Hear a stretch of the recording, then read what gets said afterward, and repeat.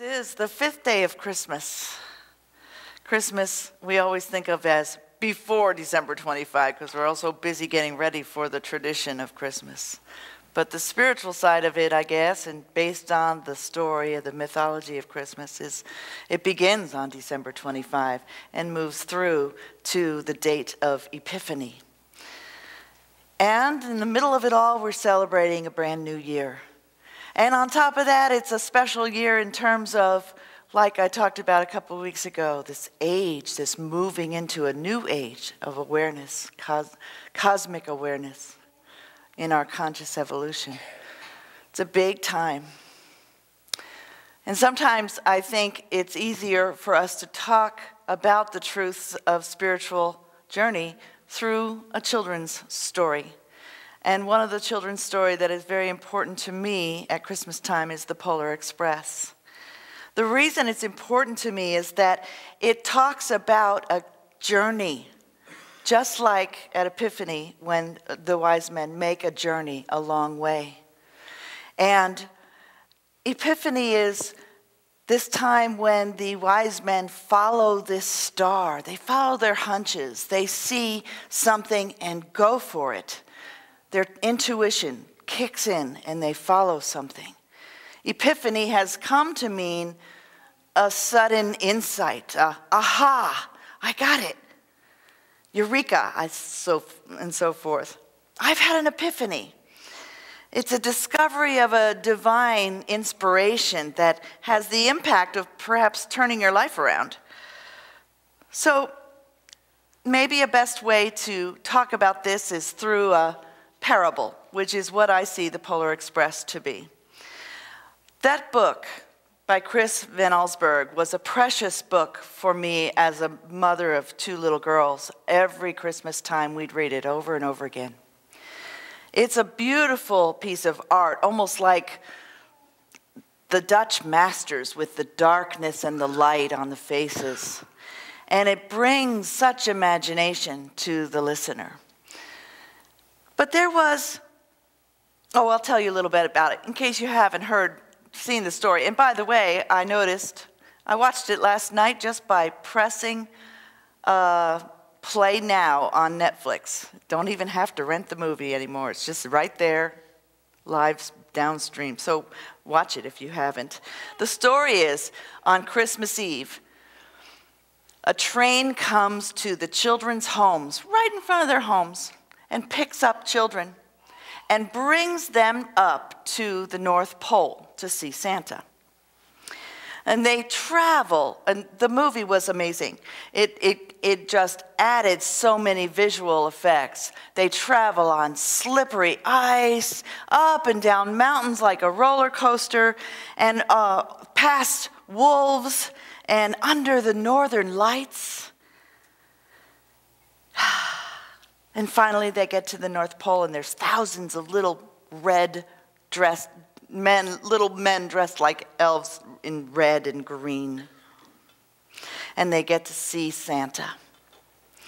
The main character is a little boy wearing a blue bathrobe and yellow pajamas. He never has a name. He receives the first gift of Christmas. It's a very special sleigh bell from Santa's sleigh. What makes it really special is you can only hear the bell if you truly believe. The last line of the story says, "The bell still rings for me, as it does for all who truly believe." Now, each time I read this story to my daughters, closed the book, that was the last words I said, and I kissed them goodnight and closed the door, I'd walk out saying, what does he mean for those who truly believe? Did he mean believe in Santa? Did he mean believe in the spirit of Christmas? He just didn't define it well enough for me, and I always walked away perplexed. But then when the movie came out several years ago, so my kids now are grown, so it was a lot of years of wondering what he meant. The producer of the movie, Robert Zemeckis, probably had the same question I did because he really expounded on it. Believe what? I found a website where he is quoted, the producer of the movie. He says, "This is a story that everyone can relate to. Many of us, as children or adults, have questioned our belief in something. And all the children on board the Polar Express are on a journey to find Santa Claus. But they all have their own personal reason for the journey, and each must find what they're missing to make themselves complete." So the boy wearing the blue bathrobe and the yellow pajamas is at that age when he's not so sure about anything. In fact, not about Santa or even anything he's been told. He wants logic and proof, or he just won't accept it. He has to see it to believe it. The journey brings him through many challenges. He tries to wake up when he thinks, this must be a dream. He pinches himself. He even buries his head in the cold snow, trying to wake himself up. Because nothing he is seeing matches what he believes to be reality, what he believes is believable. It just isn't logical to him. The little boy had a good reason to stop believing in Santa. The old myth didn't work for him anymore. He had an intelligent outlook on life. So before he believed, he would have to have some logical explanation. And this little boy wasn't just willing to accept whatever people told him. You might say he was a questioner. I guess I am too. When I was young, I believed the teachings that I was taught in my church. And as I got older, I started questioning them. And I was told by my elders, you just have to have faith about that. But I couldn't really believe the things I was told just because someone told me so. Can you relate? I wanted to believe, but I knew science enough to realize some of it wasn't very believable. After all, I was intelligent, well-educated, classy young woman, and I wasn't going to believe in something just because someone told me so. It's just not the way I wanted to live, and the old doctrines didn't cut it for me anymore. But I guess this little boy and I are in pretty good company, because our co-founder of Unity, Charles Fillmore, did the same thing, asking all kinds of questions, didn't just accept the old doctrines, and he, in fact, said he went to headquarters in his meditations. He'd go straight to headquarters and intuit and know his truth. He knew what he wanted to believe through what he felt was true, rather than through someone telling him what to believe. He used divine powers of imagination and will and understanding and faith and perseverance to understand and really see what was true for him. So my questioning has a great purpose in spiritual discernment, I believe. We're wise to think about things that we've been taught rather than swallow them hook, line, and sinker. We just can't accept everything we've been told. But on the other hand, this little boy demonstrates that excessive thinking and evaluating and judging and categorizing this, not that, me, not me, that can produce limiting boundaries. I'm not this, I'm that. This is not my thought, that is. And pretty soon you get boxed in with the own limiting beliefs that you've created. And stubborn doubting doesn't really work. And then you will see in the story, I'll get back to it in a minute, that it just doesn't serve the boy either. The theologian Marcus Borg explains this word, visio. Visio, as in vision. Visio is the faith that is true spiritual faith. It's a faith that sees beyond what we see with our eyes. It's not about accepting human dogma or assent to doctrine. It's about seeing. So the opposite of faith as Visio wouldn't be doubting. The opposite of faith as Visio would be narrow-mindedness or blinders on us. We can't see the possibilities. We close ourselves off. It's like being alive without being awake. You remember I could never figure out what Van Allsburg wanted us to think about believing until I found his quote on a website. He said, "The inclination to believe in the fantastic may strike some as a failure in logic, but it's really a gift. To believe in the fantastic is not a failure in logic, it's a gift. Believing in the fantastic means being willing. Just, are you willing to believe in something that doesn't fit into your categories of what's believable? Visio, having and holding a vision, seeing with your mind's eye, opening and stretching past your limiting boundaries. That's a gift that we can all use in this coming year as we enter into 2013. You see, if we use our divine powers of imagination and will and understanding and faith and zeal, we can awaken and nurture those and awaken our spiritual seeing so that we can believe and then see what's not even there yet. The vision of something fantastic. Well, that's what the wise men did. The wise men followed a vision of something fantastic and stayed with that hunch and followed it to Bethlehem. You can see the metaphysical meaning of those wise men. If you see the vision in your mind's eye, can you follow it to your destination? To believe something that's incredible or unlikely requires that you engage it.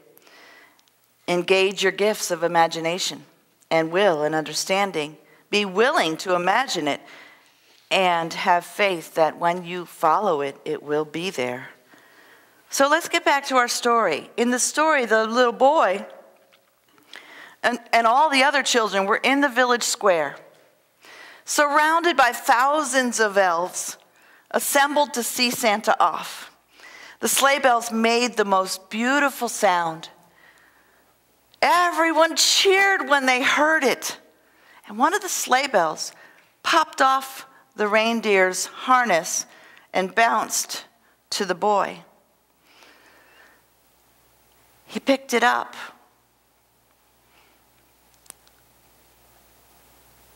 And then all the elves cheered because the next thing that happened is Santa came to the doorway. He was larger than life. Everyone cheered, but the boy couldn't see him. Then he rung the bell. He couldn't hear it. Couldn't see Santa. What's up with that? Everybody else could see him. Everybody else could hear the bells. He tried and tried to hear the bell. He tried and tried to catch a glimpse of Santa, but he just couldn't do it. He couldn't see him. I can't see him, he said, I can't see him. That balance of belief and doubting questioning was really pivotal for this boy. He had some belief or he wouldn't have even gotten on the train. He wouldn't have even seen the train. But he didn't have enough Visio belief to hear the bells or see Santa. But then at one moment, he stopped and he had an aha, an epiphany. He made a conscious choice to change his thinking. And he decided to believe this fantastic scene. So the boy closed his eyes and he said, I believe. And he rang the bell. And he could hear it. The power of the words spoken aloud, I believe. Only when he committed to stepping out of the logical realm and into the realm of the imagination, only then could he hear the bell. The producer of the Polar Express said the children were all on a journey to find what makes them complete. It seems to me that this little boy was learning an important lesson of balancing his intellect with his Visio, making a conscious choice to let go of beliefs that limit him, and to engage his divine powers of imagination and will and understanding, to step into the realm of the fantastic, to step into the mystery of life. It's the most valuable gift of Christmas or Epiphany or the beginning of the new year, I see, to override those limiting beliefs that box you in. I'm this, I'm not this. Or as a church community, we're this, we're not this. It's this, it's not that. To override those limiting beliefs which have held us back from being the expansive, awake people that we are. We should engage our inner powers, the divine powers, and know the truth and evolve consciously into the most expansive human beings or community that we can be. So at the end of the night, as the children boarded the Polar Express to go back home, the conductor punched their tickets. And he punched them in an amazing way so that with his little hole punch, he spelled a word. And he said to the boy, the thing about trains is it doesn't matter where they're going. What matters is deciding to get on.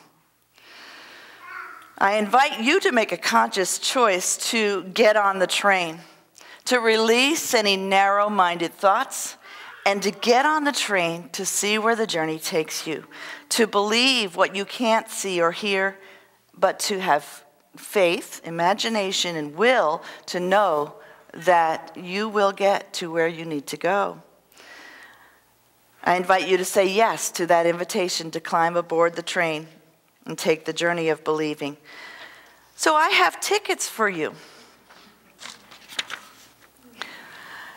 Take them and use them as a reminder that you are stepping onto the train of 2013 and opening your mind and heart to the possibilities that you can't see yet.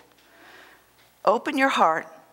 Don't doubt, but believe, even if you can't see the destination.